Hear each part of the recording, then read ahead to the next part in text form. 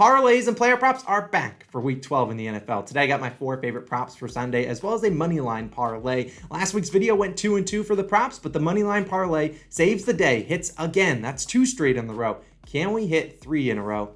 Find out in a little bit. If you are new, my name's Austin from Calling Our Shot. If you want to go down, do me a favor, go down below, hit that subscribe button, hit that like button too, 100% free. If you want to drop your favorite pick for Sunday, it could be a spread pick, go for it. I'm curious what you guys are playing, and if you want to hear my favorite spread picks, that video was already posted on Friday. You can go check that out. Be linked at the end of the video, in the pinned comment, and in the description down below. You can't miss it. If you ever need any Sportsbook sign-up bonuses, all those links are also down below in the description. But this video is brought to you by Chalkboard. Chalkboard is a free group discussion app. We have a Chalkboard. It has over 2,000 members in it. It's linked at the top of the description if you want to join. We love to celebrate our winners in there, and hopefully we're celebrating a Moneyline Parlay cashing later on tonight for the 4th or 3rd straight week. That would be absolutely electric. But without further ado, Chalkboard linked at the top of the description. Go check it out. I'll see you guys in there. And let's go to my first player prop for this one. It's a Washington Commander. We're taking Terry McLaurin, taking his over 61.5 receiving yards, -115 on DraftKings. Now, McLaurin, I'd probably play this up a couple more yards. I'd say 66.5, but I'm confident McLaurin can get into the 70s today, as the Commanders are at home taking on the Atlanta Falcons. Now,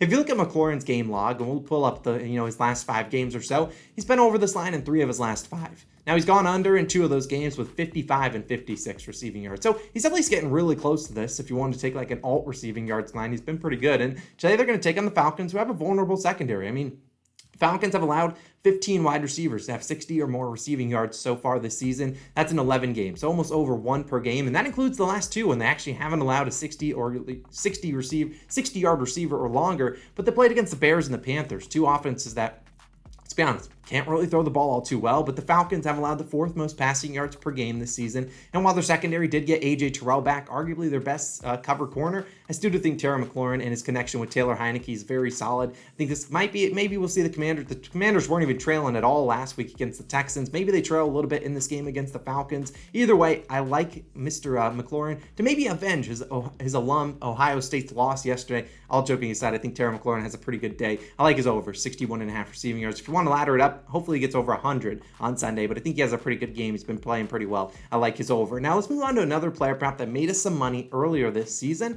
and it's Foster Moreau of the Las Vegas Raiders, taking his over 16.5 yards for his longest reception. This is -108 on FanDuel. Now, all it takes is 1 reception. That's what I got to remind people. Just 1. It could be the first play, the last play, could be somewhere in the middle. Could be his only reception of the game. Doesn't matter. Foster Moreau needs a 17 or longer reception, and we cash this bet. Now, if you want to look at his receiving yards over, I don't hate that either, but if he's going to get the receiving yards over, more than likely he's going to hit this, and sometimes there's games, like last week, when he had 1 reception for 33 yards. All it took was 1, he hit it, but he didn't go over his receiving yards line, so that's always something to be wary of. But Moreau, like I said, we've taken this play before with him, and he cashed it out. He's hit this in 6 of 7 games so far this year, and I think he's got a great matchup against the Seahawks this week, a team that has struggled against tight ends this season. If you play fantasy football, the Seahawks are giving up the 2nd most fantasy points per game to opposing tight ends. Now, this is not a fantasy football video, but I think we're going to see a guy like Foster Moreau have a pretty good game. And if you want to take his over 33.5 receiving yards, by all means, go for it. But I think he needs at least a 17 or yard reception or longer to hit that. Now, in Seahawks games this season, they've been giving up a lot of long receptions. Just look at their last game before their bye week, when they were in Germany taking on the Buccaneers. They allowed 5 receivers, including 1 tight end, to have at least a 17-yard or longer reception. But not only that, the Seahawks have allowed a tight end to have a 17 or longer reception in 9 of 10 games so far this season. The only miss was Zach Ertz. I believe he had a 14-yard reception, and that's not a guy that's really was known this season to have long receptions. A lot more of those 5-yard to 10-yard routes. But a guy like Moreau is hard to take down. He's like 6'4", and he's going to be running those routes up the seam, and I think he's going to have plenty of opportunities. The Seahawks actually have had a decent secondary in terms of their cornerbacks, but their linebackers are not great at covering guys. And Foster Moreau is going to be the only tight end really on the field for the Raiders. And I think you'll look at Jesper Horsted, maybe plays 3, 4, 5 snaps, but you're going to see Moreau play beyond the field 100% of the time. They're still down Hunter Renfrow, still down Darren Waller, and then Josh Jacobs is a late add to the injury report. He'll probably still play, but if he's out, they're going to have to throw it even more. I really like Foster Moreau to continue his dominance, hopefully make this 7 of 8 games for him this season. taking his over 16.5 yards for his longest reception. Let's keep it moving to another guy. We're taking his over, Isaiah Pacheco of the Kansas City Chiefs. I believe I pronounced his name right. We're taking his over 62.5 rushing yards, minus 120 on BetMGM. Now, if you want to go for a little bit better value, go for 70 plus rushing yards, plus 114 on FanDuel. Now, the reason this line, in my opinion, is not in like the 77.5 rush territory is really because of the matchup as the Chiefs take on the Rams. And the Rams have a pretty good defensive front. They're allowing just the fourth fewest rushing yards per game and 95.3. However, I think volume and game script can get Pacheco over this line. I mean, the Chiefs enter as 15.5 point favorites. I'm not saying they cover that line, but the fact they're 15.5 point favorites does give you a good indicator. The sportsbooks expect the Chiefs to be up big time in this game, and the Rams are starting a guy for making his first career start, Bryce Perkins. Will this Rams offense have any more success than they've had over the last, 10 weeks? Probably not, but this could be a blowout. But I still think Pacheco sees a lot of work, maybe comes in the early second half. And the Chiefs are down Clyde Edwards-Helaire now. So it's going to be the Pacheco, going to be the McKinnon show. And I expect Ronald Jones to be called up after. I think he'll probably be called up and play in this game, but serve more as a backup. And McKinnon's not really a guy that's going to be carrying a lot. I mean, you look at the last couple games, we've seen Pacheco have 15 and 16 carries, having 82 and 107 rushing yards the last two. Now, they've obviously been easier matchups than this matchup, but Pacheco has had 62 or more rushing yards in 4 games, all 4 games that he's seen 10 or more rush attempts. He's averaging over 5 yards per carry, and while the Rams have been pretty solid against the run, still 5 of the last 6 running backs with 10 or more carries have hit this over versus the Rams. I expect the Rams, when they're still in this game, if they ever do get blown out, they're at least going to be focused on stopping, Patrick Mahomes and Travis Kelce. Ever heard of those two guys? I think they'll be willing to let the Chiefs run the football, and I think the Chiefs are fully capable of doing it, and I think they're going to be like, all right, fine, we'll run the ball. Pacheco's been playing pretty well. 62 rushing yards, 63 is what we need to hit this over. I certainly think he has a good chance. Go get it done, Isaiah. I really like your over today. The only thing that could really screw us here, this is such a big blowout that Ronald Jones is the guy getting all the carries towards the end of the fourth quarter. But if we can see the Rams keep this game within 3 touchdowns, I think Isaiah has a pretty good shot. So we'll take his over, 62.5 rushing yards. Now, for my fourth and final player prop, before we get into the Moneyline Parlay, taking a guy on this team, my New York Jets, the new starting quarterback, Mike White, taking his under 33.5 yards for his longest completion. Minus 114 on FanDuel. Now, by no means am I saying take Mike White's under in passing yards, although I don't really hate that as a pivot. I think this is the safer route, and you'll understand why. Now, unlike Foster Moreau, where Foster could hit this on the first play of the game, the problem is Mike White could also hit this on the first play of the game and we could lose our bet. So it's going to be an all-game sweat, 60 minutes of sweating, and that's exactly what you want to see. Not really, but either way, Mike White has obviously replaced Zach Wilson as the starting QB for the New York Jets, who are desperately looking for some consistency at the QB position. Now, do we know if Mike White's going to be the staple for the Jets, the starting QB the rest of the year? I lean towards no. But maybe he's going to come out here and play pretty well, and I think he's certainly capable of it. But there's no guarantee that White finishes this game. If White comes in here and stinks it up for 3 or 4 drives, would not surprise me at all. If the Jets just say, you know what, we've seen enough, we'll put in Joe Flacco or someone else out there, it would not surprise me. The Jets are an absolute mess at the QB position. But either way, the Bears offense on the other side of the field, not necessarily the best.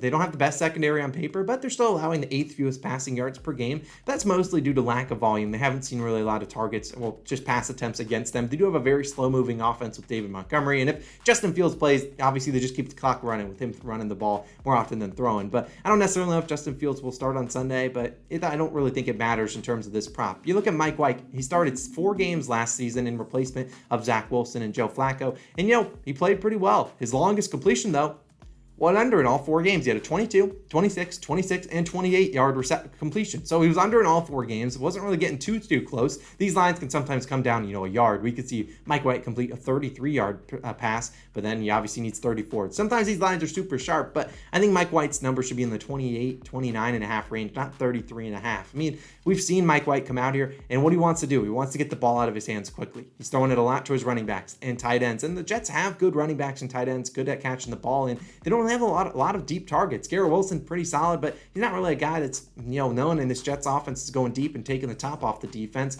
Elijah Moore still, what are we doing with him? So I think we're going to see the Jets just be like, you know what, Mike White, snap, get the ball out of your hands. We just want to dink and dunk down the field, use our running game to kind of control the clock, let our defense kind of carry us in this game. And we look at Zach Wilson, sure, you could look at his numbers and see he's hit this over more often than not. but he's also a guy that was willing to take risks. Mike White has not been notably known to do that. He's normally a guy that's trying to go under. And for the best way to show this, let's look at the stats from this season for Zach Wilson compared to last season for Mike White. This season, Wilson has attempted 32 of his 189 passes, 17%, to travel at least 20 or more yards down the field. So 20, 30, 40, 50, whatever. Look at Mike White last season. 11 of his 132 passes went 20 or more yards. That was only 8.3%. And Mike White didn't have a single pass go 30 or more yards down the field. So he was not taking a lot of deep shots. He was maybe at max throwing 20 yards or more down the field. And even if they complete that, they still got to maybe break a tackle or go get 10, 15 yards after the catch. So I think if some guy wants to go out there and go deep, maybe Mike White changes how he's been throwing the ball, going deep, taking shots. Maybe that's how this over hits, or maybe a guy breaks a tackle or two. But I don't see Mike White taking a lot of chances. I don't think the Jets want to see him taking a lot of chances. Just throw it to Tyler Conklin's, the Michael Carters, the CJ Uzomas of the world. Just get us down the field, 5, 10, 15 yarders. A 34-yard pass completion, still pretty tough in the NFL. So give me Mike White's under 33.5 yards for his longest completion as my fourth and final player prop of the week. But time is now. The reason you guys are here. The Moneyline Parlay. Can we hit 3 straight weeks?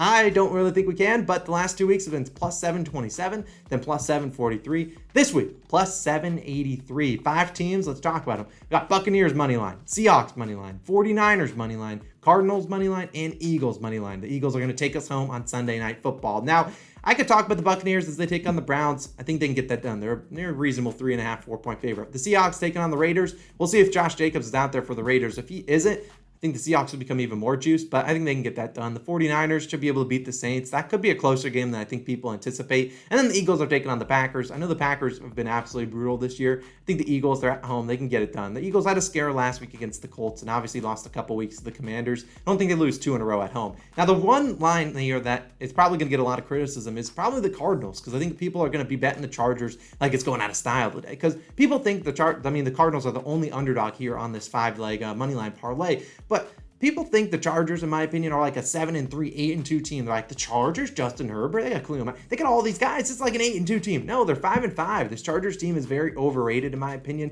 Their defense has not been playing very well, and the Cardinals are coming off just an absolutely brutal loss. They stunk it up. What did they lose? 38-10 to the 49ers. And they're coming back at home, where we saw, I believe, Budda Baker, last time they were at home, say he's tired of losing at home. He said he went on a whole tirade in the locker room saying, we have stunk. They're 1-5 at home. They've absolutely stunk at home. They have to show up in this game. And I wouldn't be surprised if a lot of people are betting the Chargers. If you want to switch it for the Chargers, go for it. But it couldn't be me. I think the Cardinals have a good chance of beating them. I think Kyler Murray is back for this game. And they got absolutely embarrassed last game, where you have the Chargers team that's coming off a crazy defeat where they gave up, last-second touchdown, 3 of them to Travis Kelce. I think the Cardinals are on the play here. I think there's a reason the line's moving in their favor. Though they're an underdog, they're at home.